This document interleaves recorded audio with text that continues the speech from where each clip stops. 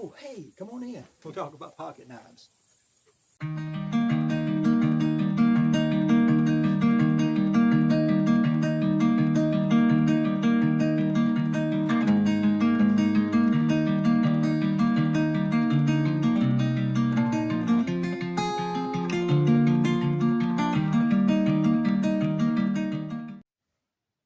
Good morning, YouTube. Man, I hope your day is bright and your coffee's strong. So I do have a few things to share with you this morning that are very exciting. Again, I'm coming to you live from my dining room table here at the remodeling house. But I will have a video to share with you at the end of this little segment. It's one I recorded a long time ago. I did not think it was worthy of the YouTube channel at first, but now that I really don't have time to produce much content, I'm trying to go through these old videos, see if I can improve them, do something with them, whatever, and post it. So you'll be able to see that in a few minutes. And I just want to thank all of you for your patience as we go through this remodeling project. It's going very slowly, much more so than I had hoped. So it's going to be a while before I really have the time that I want to dedicate to this. But before we get into the video, I have a mail call for you. Got some wonderful things that were sent to me. We did some sticker swaps with some guys at another channel.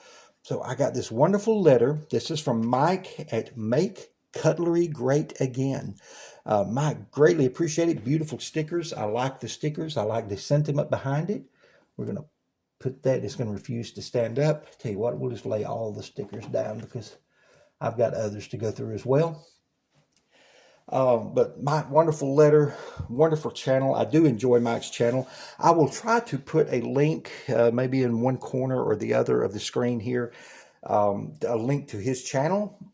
If I'm able to do that. That's not something I've done before on YouTube. So if it appears in this video, that means I figured it out.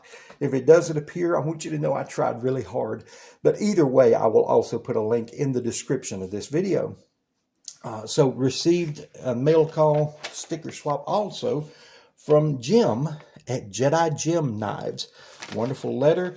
He explained some of the things because he also included gifts. But here are the stickers he sent. There are 2 stickers, the same pattern, but different colors. I love the theme there. Growing old is mandatory. Growing up is optional. Amen to that. Anyone who knows me understands how much I appreciate that sentiment. So he also sent a few gifts for this. So I want to show those to you real quick. I think they're awesome. There is a case pocket collector's guide. So I'd never seen one of these before. I think it's really cool. It gives a breakdown of the numbers on the case numbering system of the tang stamps. So you no longer have to break out a book or a website in order to date those knives if you're not as familiar with case knives. On the back, it has what's called the anatomy of a case knife, which gives you I'm trying to keep it where it'll focus, gives you the names of the parts of the blade and also the names of some of the common blade designs or blade shapes. So thank you for that, Jim. That is awesome. He also sent me some Christian-themed items here. There is a prayer bracelet, and the letter outlines the details of this. There's 33 knots. Everything has significance there, and I appreciate that. I'm not going to try to go into it on the video because I will just butcher it unless I'm reading it word for word. And let's face it, it's not that interesting to be read to online. He also sent me a couple of beads, if I can get those in the shot. These can go on a knife lanyard, things like that. They're both Christian themed. And as a follower of Christ, I always appreciate things like that. So Jim, thank you. As well, because of the video that I made where we cleaned the tang stamps of the knife with a pencil, and there's been a lot of positive comments about that. I thought that was one of those things that most everyone knew. That's something my dad did for years as well. I read about it on allaboutpocketknives.com, a wonderful forum for knife members. If you're not a member, please go check that out. He sent me a stack of carpenter's pencils. Jim, thank you so much. So Mike at Make Cutlery Great Again, Jim at Jedi Jim Knives, thank you gentlemen so much for the sticker swap. And I will put links to your channels. I hope everyone is a subscriber of theirs. If you're not, go check them out, subscribe. I really do like their channels. So now we're going to go ahead and get into the knife repair video. As I said before, this is an old one. You can tell this was before I upgraded my sander, so it's still green and noisy. And And this may not be as informative as some of the other videos, but I hope you still get something out of it. Thank you. May God bless you. We'll see you later.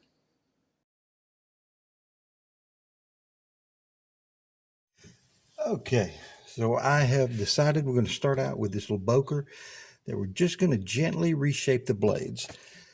Now what I'm looking for here, get something to point with as I talk. You see how the blade is, the edge of it is scalloped in right here.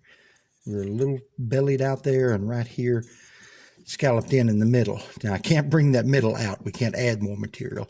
So what we're going to do is just very gently take a little bit off here at the bottom. Probably not so much at the tip. We'll straighten it just a little bit. The blade is already worn. It's already thin. Then we will get an idea of exactly how we want it to look. Okay.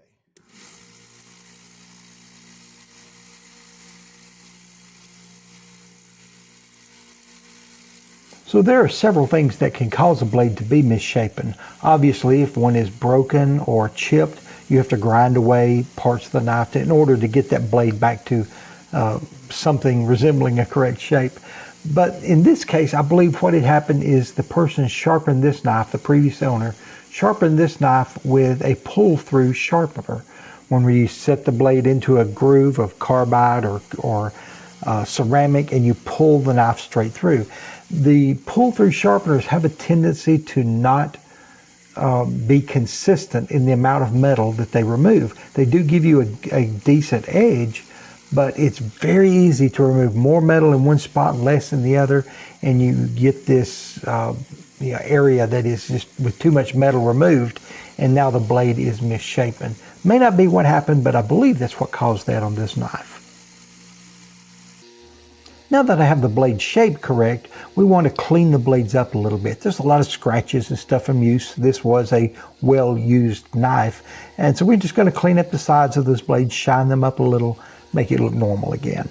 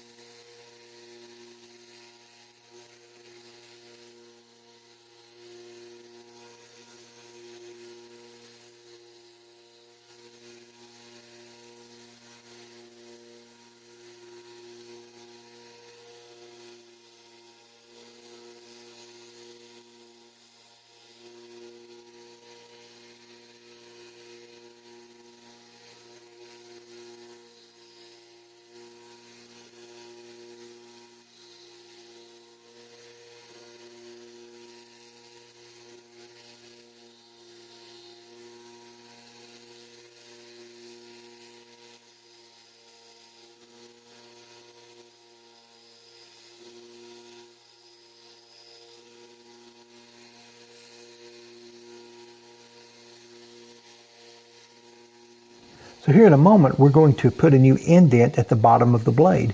This is right where the edge of the blade meets the tang, and that indentation is called the choil, C-H-O-I-L.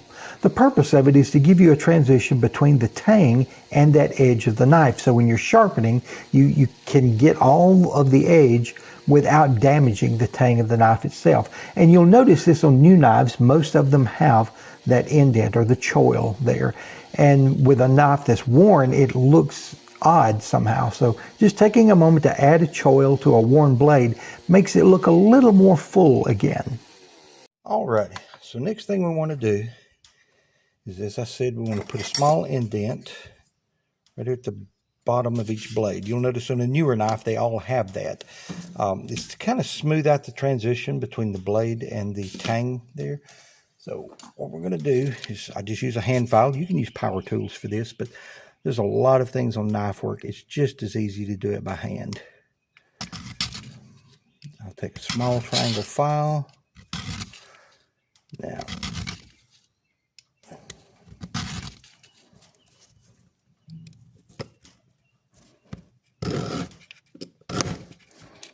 yeah, it's going to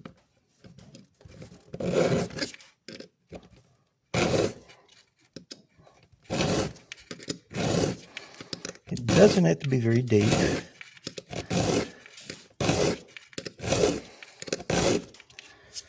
You check it every few minutes. You can barely see it right now.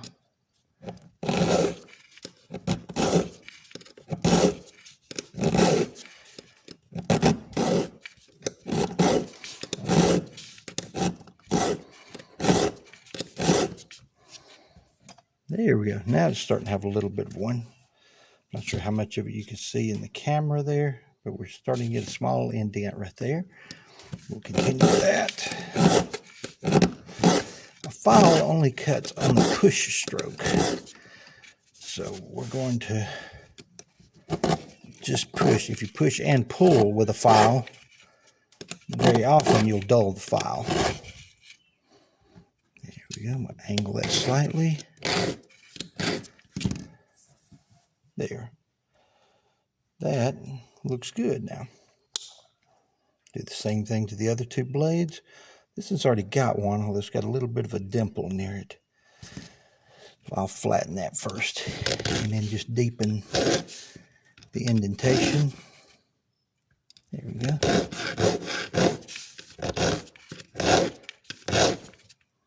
Yes, I did a little bit of a pull stroke a couple of times there. Let's get that rough edge off so it will start cutting. Sometimes your file wants to catch